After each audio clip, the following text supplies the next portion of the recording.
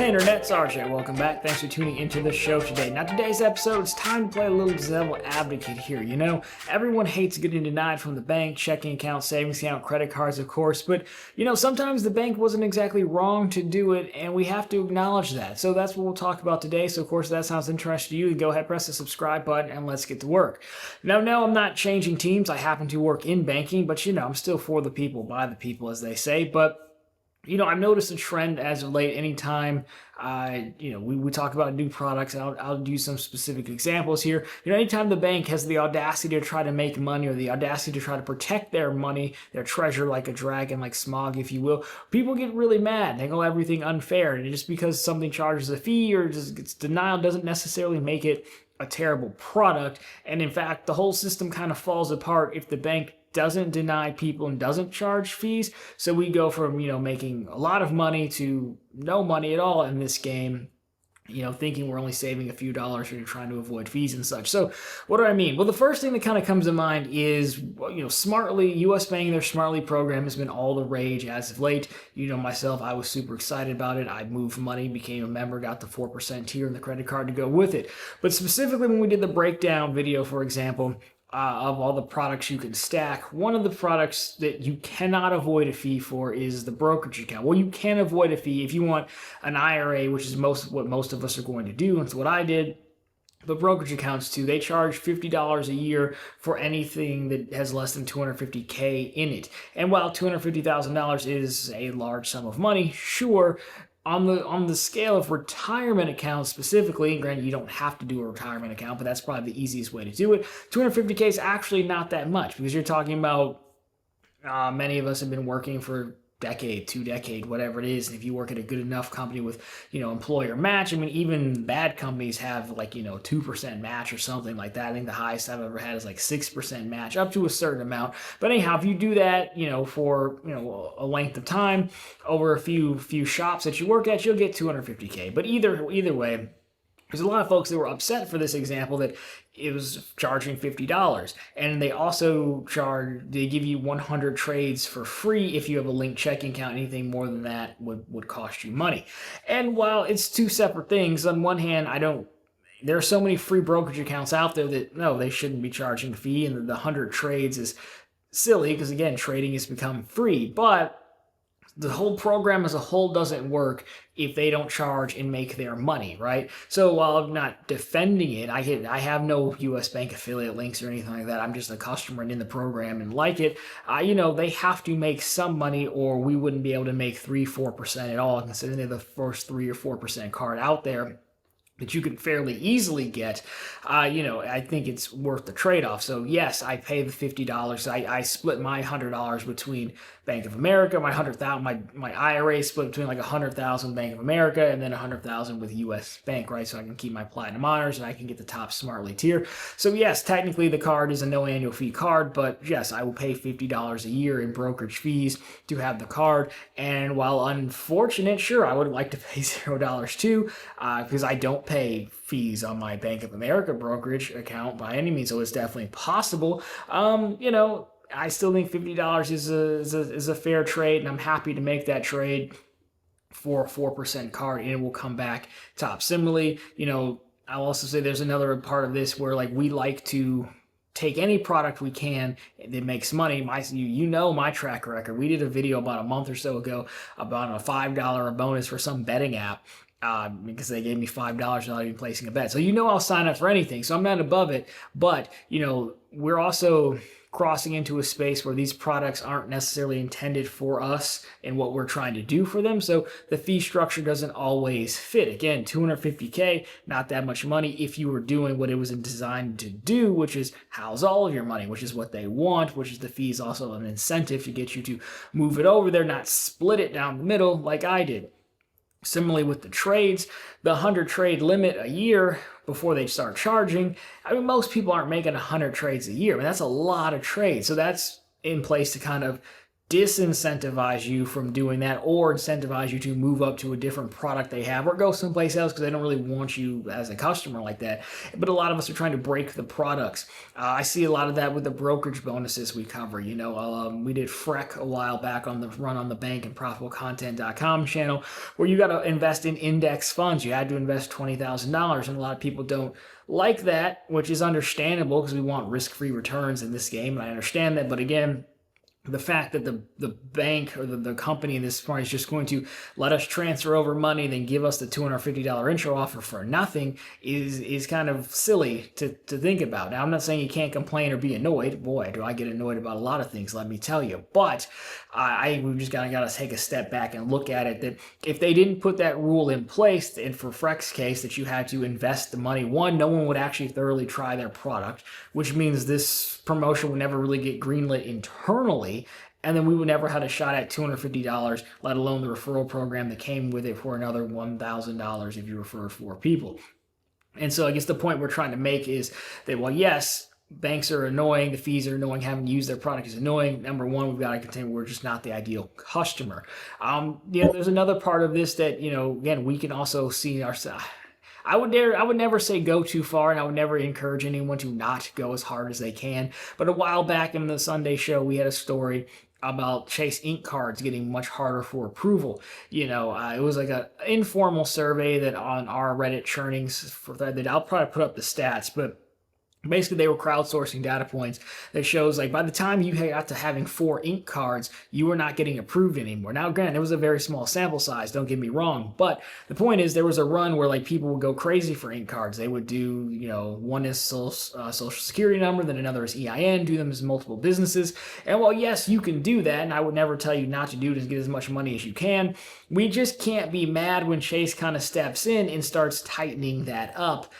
Because we've ransacked a place, we had our fun, and now all of a sudden they're starting to tighten up. They have a right to defend themselves just as much as we have a right to take advantage of the rules. Because again, we're just following the terms and conditions. There's definitely a contingent of folks out there that say, hey, if you do this, you're going to ruin it for everyone. I don't necessarily believe that's the case, because I believe internally there are levers that they pull.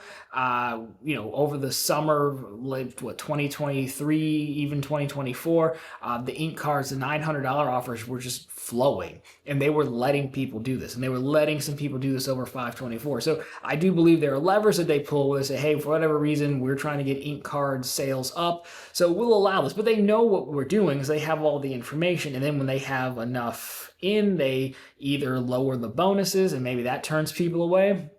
But the ink cards are still high bonuses at $750, so maybe that doesn't turn enough people away. So now they say, okay, enough. I don't need you to have 7 unlimited ink unlimiteds anymore, right?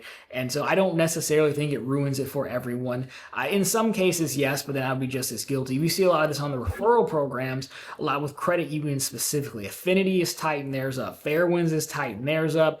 M1 Finance not only installed a account fee, they also put a cap on theirs. And I'm just as guilty because I will make a blog post about it and a video about the referrals. And a year ago, I funded my whole IRA contribution, which was $7,000 off of M1 referrals, $7,000 in referrals. Never made a trade in the platform once. Now, it's my right to do that because that's what the terms and conditions say, sure, but I got to understand what I'm doing in the part that I probably played in them putting a cap there. So, yes, I'm annoyed because that was an easy $7,000. And people also were making money too, because again, we don't promote something unless you get paid as well. But now there's a cap, and so now the cap is $1,000. So you can see they want new customers through referrals. They don't want to outright block people, but they just don't want it to go crazy. Because again, the only people doing that much in referrals are people like me and some of you, for example. So anyhow, I've just seen this come up a lot, and it's been on my mind. I thought we should just kind of chat about it. The moral of the story is that, I think what we're doing is fine. We're playing by the rules that the bank writes. I don't think there's anything wrong about that's going on. But at the same time, the bank has the right to defend themselves. They have the right to charge fees and, make the game cat and mouse Tom and Jerry, if you will, or Wile E. Coyote Roadrunner, maybe more so apt for this. But anyhow, they have the right to do that, and I would go so far as to say, while it sucks if you're the person who gets denied, if your referral link gets capped, it's still, it has to work that way because the whole game would fall apart if they weren't defending it. Again, these promos would not get greenlit if they were just getting ransacked and getting no new customers, because they know what we're doing. But if I can't point to any metrics that show swipes are up or transactions are up or invested money is up, well, then the whole thing kind of falls apart, right? Granted, we're not a large community, but we are an expensive one. We definitely can be an expensive one. We've seen what happens when blog posts, when we pick things up. We'll wrap up here, but I mean, I had Blue Vine, we was a relatively small one that they did on NerdWallet. Then we got a hold of it, made a video on a blog post, Doc got a hold of it, and all of a sudden they're changing the terms and conditions. Now, that is the thing I think we have to watch out for, is when we're doing all this, the bank has the right to defend itself, but they do have to defend themselves correctly. And what happened with Blue Vine was that they part of their bonus was do $2,000 in debit card spend for 3 consecutive months. So a lot of us use PayPal Bill Pay, myself included. And then by the time they were supposed to pay out, Blue Vine sent out a memo and says, hey, those weren't qualifying transactions, but you can do it again if you want. But you can't change the rules in the middle of the game. You have every right to defend yourself, but you get to defend yourself correctly. You can't change the rules and tell nobody. And number two, you just can't decide that PayPal Bill Pay is a peer-to-peer, which is what they try to classify it as, because PayPal themselves says it's not peer-to-peer. And you use PayPal Bill Pay, if you're unfamiliar, to put your debit card in and pay like your Citi credit card, your Bank of America credit card. And Bank of America is not my peer, and Citi is not my peer. You're my peer, I'm your peer. If I paid you, that's peer-to-peer. So we do have to be careful of banks trying to overstep and twist and bend the rules, for sure. But again, I can't get too mad at them, because don't we try to do the same thing?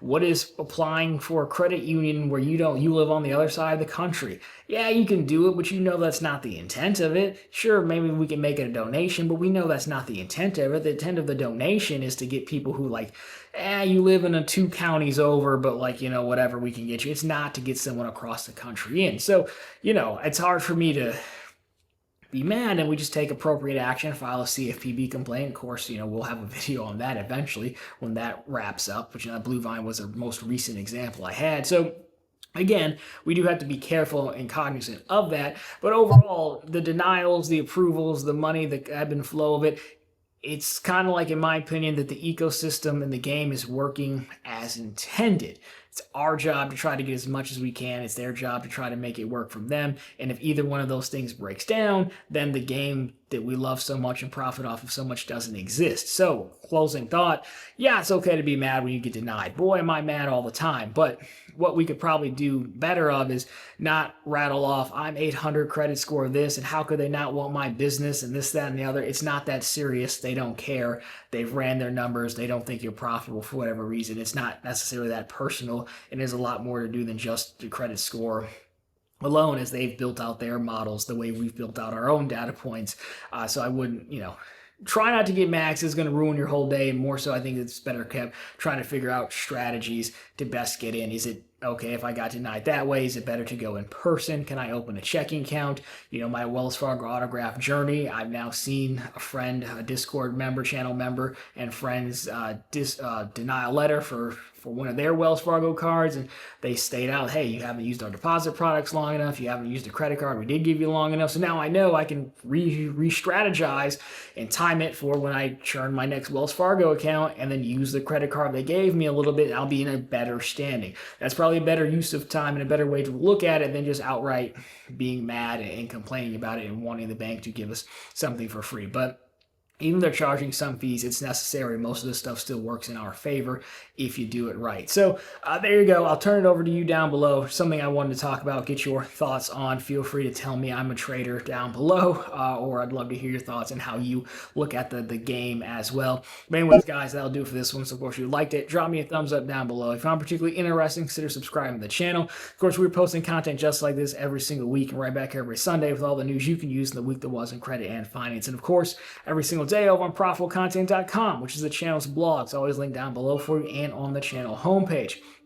We have the latest news stories, we have credit card promotions, and of course we have bank promotions as well. So again, I'm just as guilty. It might even be my fault, but you might as well take advantage since the information's out there. Anyways, guys, that'll do for this one. As always, thank you so much for watching. I'll talk to you very soon in the next one.